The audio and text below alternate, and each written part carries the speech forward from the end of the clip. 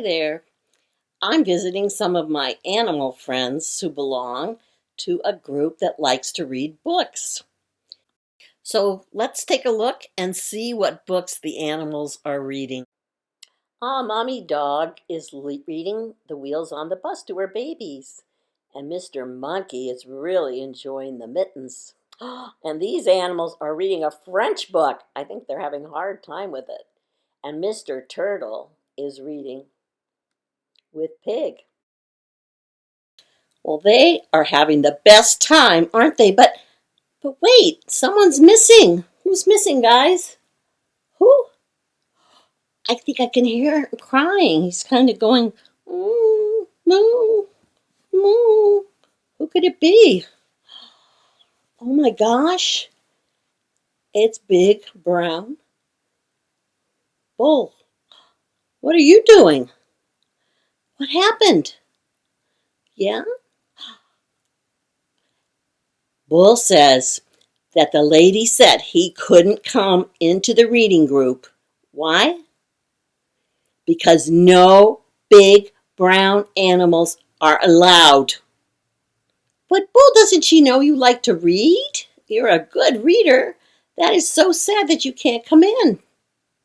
You know what? It reminds me of the story in the Bible today. The story in the Bible, Acts 8, is about an Ethiopian man. He comes from a long ways away in Africa.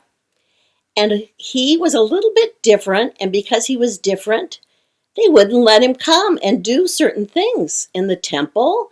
He really wanted to learn about God, and they were really mean to him sometimes.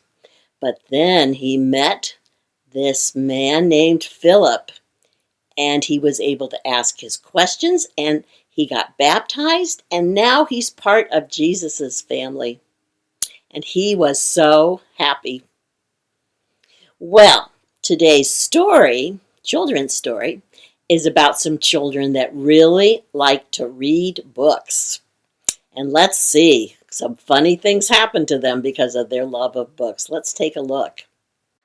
The Children Who Loved Books by Peter Carnivas.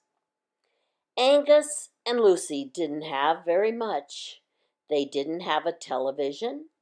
They didn't have a car. They didn't even have a house.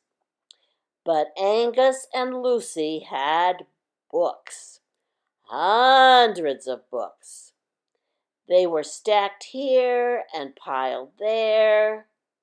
They were balanced, propped, and stacked in all kinds of odd places. Books cluttered every corner of their house until one day their home could take no more. The books had to go. But things were not the same. Bowls fell off the table. Angus couldn't reach the window. Because there was more space in their home, there was a lot more space between them all. Then, one afternoon, something tumbled from Lucy's school bag. "Why, what's that?" said Dad. "A book," said Lucy. "Where from?" asked Mom. "From the library." Mom and Dad looked at the book. They opened it, and Dad read the first sentence aloud, and then the second. The children grew close. Dad turned the page and read on. The light faded, and the family moved inside. Dad was reading all the way. They never stopped. They huddled beside the lamp and listened to the story.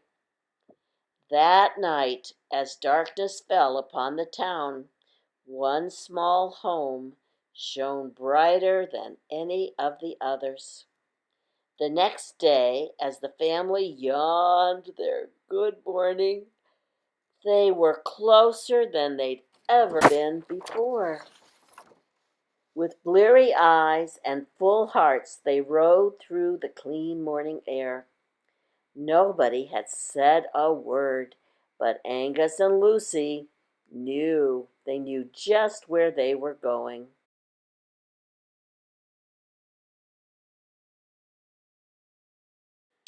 Angus and Lucy didn't have much, but they had all that they needed.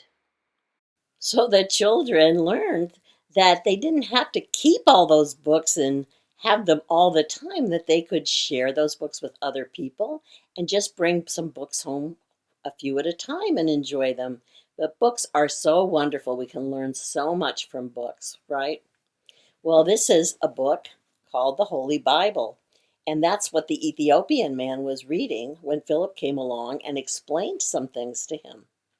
So I want you to remember both stories about Bull not being allowed to go to the reading group, which I thought was really not nice. I'm going to talk to them.